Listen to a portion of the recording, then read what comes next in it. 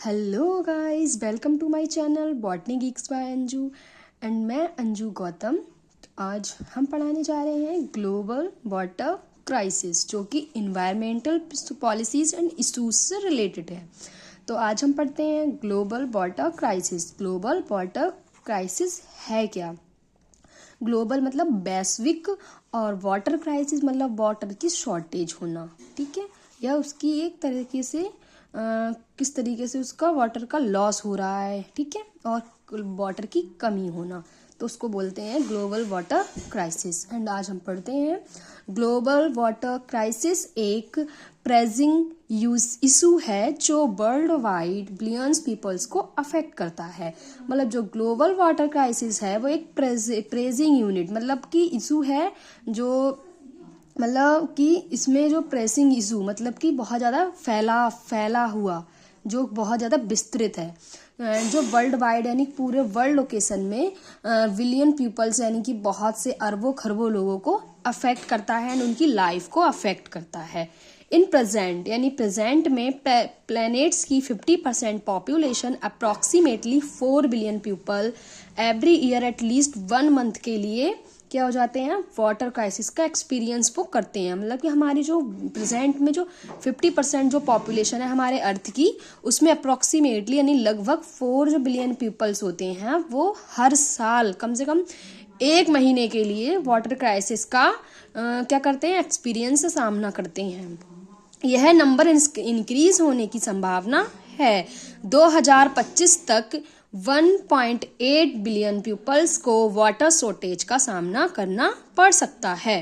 ठीक है, तो यह क्राइसिस कई फैक्टर्स के कॉम्बिनेशन से ड्राइवन है या उनसे ली गई है, जिसमें कि क्या क्या आते हैं, climate change, population growth, inefficient water management included होते हैं। ठीक, and climate change rainfall pattern को चेंज कर रहा है। जब रेनफॉल का पैटर्न चेंज होगा क्लाइमेट चेंज की वजह से, तो क्या होगा, जिससे बार बार सूखा यानी ड्राउट यानी सूखा, फ्लड यानी बाढ़, ये सब आएंगे, जिससे क्या होगा, वाटर सोर्सेज जो हो जाएंगे वो पॉल्यूटेड यानी कि दूषित हो जाएंगे, और जो इंफ्रास्ट्रक्चर्स होंगे उनको क्या करेंगे, ये डिस्ट्रॉय कर सकते हैं। ठीक है, इसीलिए वाटर क्राइसिस होती है। की स्टैटिक्स, उसके कुछ स्टैटिक्स कीज हैं यानी की पॉइंट्स होते हैं, जैसे 4 billion peoples every year at least 1 month तक वाटर शॉर्टेज का सामना करते हैं, एंड 2025 तक 1.8 बिलियन पीपल्स को कंप्लीट वाटर क्राइसिस का सामना करना पड़ सकता है। यानी कि जो 2025 है उसमें क्या हो सकता है कि 1.8 बिलियन लोगों को उनको कंप्लीट यानी पूरी तरीके से वाटर क्राइसिस का सामना या वाटर शॉर्टेज का सामना करना पड़ सकता है। 2 बिलियन पीपल्स को सेफ ड्रिंकिंग वाटर अवेलेबल नहीं होता है। मतलब जो 2 बिलियन लोग होते हैं उनको पीने योग्य पानी ही प्राप्त नहीं हो पाता है। 3.6 बिलियन पीपल्स के पास सेफली मैनेज्ड सैनिटेशन यानी स्वच्छ जल पहुंचता ही नहीं है। ठीक है, एंड इसके नेक्स्ट हैं सॉल्यूशंस बताए गए हैं इसके।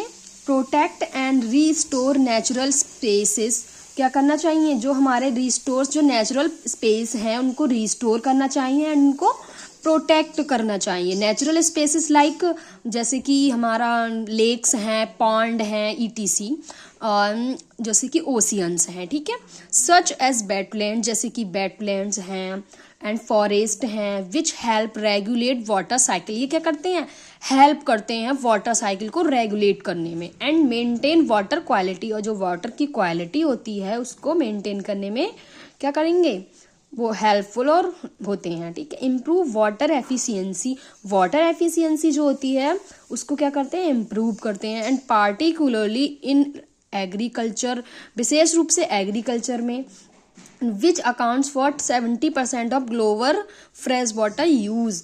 इसमें क्या है कि 70% जो वाटर का यूज होता है, फ्रेश वाटर का यूज, वो ग्लोबल एरिया पर किया जाता है।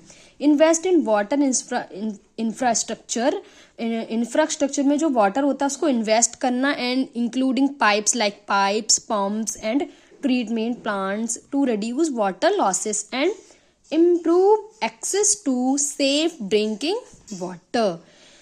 ठीक है। एंड एजुकेशन और awareness raising campaigns and through water conservation को बढ़ावा देना, मतलब कि एजुकेशन के थ्रू अवेयरनेस को राइज करना, जैसे कंपेन लगाना। इनके थ्रू पे क्या होता है कि वाटर कंजर्वेशन को बढ़ावा देना है कि उसको हम कैसे कंजर्व कर पाएँ, ताकि इंडिविजुअल्स और कम्युनिटीज़ को क्या हो, लोगों को और जो समुदाय होते हैं, कम्युनिटीज़ होती हैं, उनको वाटर का अधिक एफिशिएंसी यूजेस करके उनके लिए इनकरेज किया जा सके कि वाटर को कैसे कंजर्व करना चाहिए उनको, इसलिए इनकरेज कर सकें। ठीक, ग्लोबल वाटर क्राइसिस के लिए कलेक्टिव रिस्पांस की नीड है, जिसमें क्या होता है, governments, businesses and civil society, individuals involve होते हैं।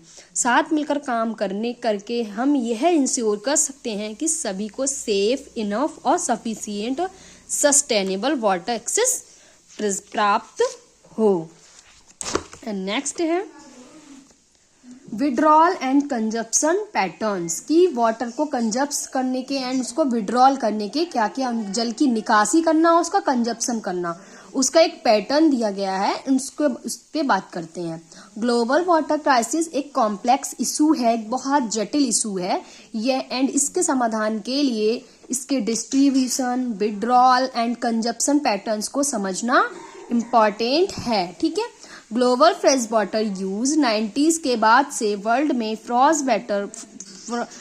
वाटर का यूज अप्रॉक्सीमेटली 6-fold इंक्रीज हो गया है, एंड जिसका ग्लोबल पॉपुलेशन में ग्रोथ और मोर रिसोर्सेस इंटेंसिव कंजप्शन पैटर्न की ओर इकोनॉमिक शिफ्ट है। करेंटली इंडिया में, चाइना में एंड यूनाइटेड स्टेट्स सबसे अधिक फ्रेश वाटर की विड्रॉल करने वाली टॉप 3 कंट्रीज हैं। Water withdrawal pattern, global fresh water की विड्रॉल यानी निकासी में एग्रीकल्चर का योगदान अप्रॉक्सीमेटली 70% है। इसके बाद industry approximately 19% and municipal use approximately 10% का स्थान आता है उनका। ठीक है, एग्रीकल्चर में यूज किए जाने वाले फ्रेश वाटर की विड्रॉल का हिस्सा देश के अकॉर्डिंग काफी डिफरेंट होता है, यानी कि साउथ अफ्रीका, लैटिन अमेरिका के कुछ देश जो होते हैं वो एग्रीकल्चर के लिए 80% से भी अधिक वाटर विड्रॉल का यूज करते हैं। ठीक है, एंड नेक्स्ट है रीजनल वेरिएशंस, क्या क्या होते हैं इसके। पर इंडिविजुअल रिन्यूअल्स फ्रेश वाटर के सोर्सेस में सिग्निफिकेंट रीजन वेरिएशंस हैं। ठीक है, जैसे कि नॉर्थ अमेरिका में और यूरोप में पर इंडिविजुअल, प्रत्येक इंडिविजुअल क्या करता है, रिन्यूअल फ्रेश वाटर के रिसोर्सेस हाई करता है, जबकि Middle East and North America, Africa such as areas में बहुत उसका लेवल जो है बहुत लो है। ठीक है, water stress and scarcity, water stress and scarcity becomes increasingly common, approximately 4 billion people every year कम से कम एक मंथ के लिए सीवियर वाटर क्राइसिस का सामना तो करते ही हैं। यूनिसेफ का अनुमान है कि 2025 तक वर्ल्ड की हाफ पॉपुलेशन वाटर क्राइसिस करने वाले एरियाज में ही रह रही होगी। समझ सकते हैं आप कि जो यूनिसेफ है वो बता रहा है कि 25 तक क्या हो जाएगा कि जो पूरी दुनिया है उसकी जो हाफ पॉपुलेशन होगी वो वाटर क्राइसिस वाले एरियाज में ही रह रही होगी। Addressing the crisis, global water crisis से निपटने के लिए लोकल वाटर मैनेजमेंट को अपनाना, वाटर एफिशिएंसी में सुधार करना एंड वाटर कंजर्वेशन को इंक्रीज करना एसेंशियल हो गया है।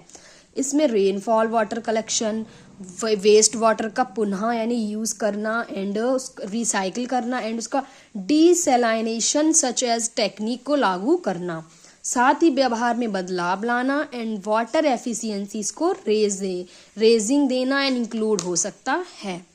ठीक है, कॉजेज एंड, अब हम पढ़ते हैं causes and effects of water crisis के क्या क्या कॉज एंड इफेक्ट हो सकते हैं। ग्लोबल वाटर क्राइसिस एक कॉम्प्लेक्स इशू है जिसके far reaching consequence act 1 core, यह क्राइसिस वाटर की फिजिकल लैक से प्रेरित है, जिसके कारण वाटर क्राइसिस फ्रेश वाटर की कमी और उस तक पहुंच में कमी हो जाती है। कॉजेज, अब हम पढ़ते हैं कि causes of the water crisis के क्या क्या कॉजेज हो सकते हैं। Climate change, population growth, agriculture, population, natural disaster, lack of infrastructure, ये सब क्या हो सकते हैं, इनकी वजह से जो वाटर क्राइसिस है वो हो सकती है मेजरली। एंड क्या है, सबसे पहले हम पढ़ते हैं क्लाइमेट चेंज, रेजिंग टेम्परेचर का बढ़ना और अल्टर्ड वेदर पैटर्न से वाटर जो साइकिल होती है उसका क्या हो जाता है, वाटर साइकिल क्या होती है, डिस्टर्ब हो जाती है, और जिससे कि सूखा यानी ड्राउट ऑफ फ्लूड आते हैं। ठीक है, इसी तरीके का क्लाइमेट चेंज होगा तो सूखा पड़ सकता है एंड बाढ़ भी आ सकती है। ठीक है, पॉपुलेशन ग्रोथ, वाटर सोर्सेज की बढ़ती मांग, पार्टिकुलरली एग्रीकल्चर में जो वाटर रिसोर्सेज होते हैं उनकी मांग का बहुत ज़्यादा बढ़ना, हमारी जो पॉपुलेशन होगी उसमें क्या हो जाएगा, अवेलेबल स्ट्रेंस सप्लाईज, इन सब में क्या होगा, इन सब की वजह से पॉपुलेशन ग्रोथ होगी और उसकी वजह से क्या होगा, वाटर क्राइसिस बढ़ेगी।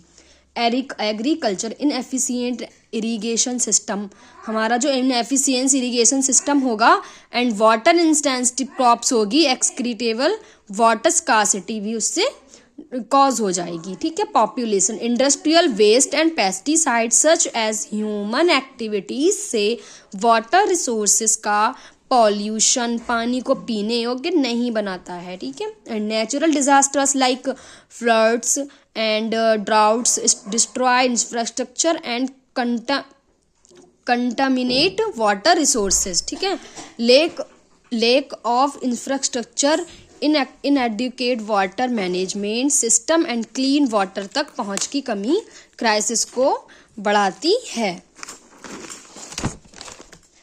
Effects of water crisis, effect water crisis के क्या क्या इफेक्ट हो सकते हैं। फूड शॉर्टेज, वाटर क्राइसिस से एग्रीकल्चर प्रोडक्टिविटी इफेक्ट होती है जिससे फूड शॉर्टेज और इकोनॉमिक अनस्टेबिलिटी पैदा होती है। Disease and mortality, clean water की अवेलेबिलिटी की कमी से water borne disease such as cholera, dysentery का रिस्क बढ़ सकता है। इकोनॉमिक कॉन्सिक्वेंस, वाटर क्राइसिस इससे महत्वपूर्ण इकोनॉमिक लॉस हो सकता हो, पार्टिकुलरली वाटर रिसोर्सेज पर डिपेंड इंडस्ट्रीज में।